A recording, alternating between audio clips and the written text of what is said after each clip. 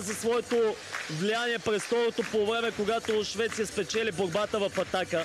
И така, за съжаление, квалификационният цикъл за Евробаскет 2025 за България започва с загуба в Гьотеборг. 84-70 за Швеция е крайният резултат. За мен Пламен Дамасков бе привилегия да бъда ваша компания.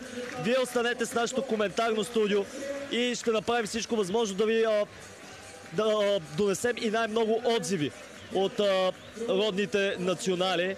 Сега се разделяме от Швеция обратно към коментарното студио.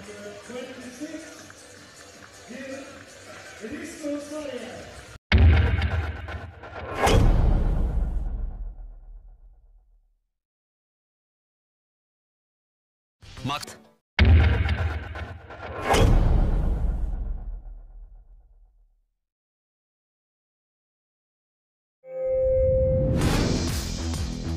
Победите на артилеристите стават все повече и все по-убедителни.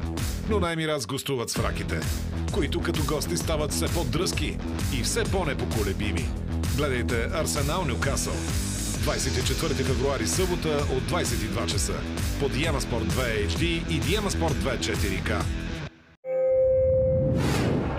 Брест все още поддържа изненадващото темпо от началото на сезона. И британци заемат немислимата само преди няколко месеца позиция в зона Европа. Следващото предизвикателство пред отбора е визита на младоците от Страсбург, които показват, че се учат с всеки един следващ мач в Лига 1. Кой на кого ще преподаде урок в Елзас? Да научим на 24 февруари, събота от 22 по Диема Спорт 3 HD и Диема Спорт 3 4K. Абонирай се за Диема Екстра или Play Диема Екстра.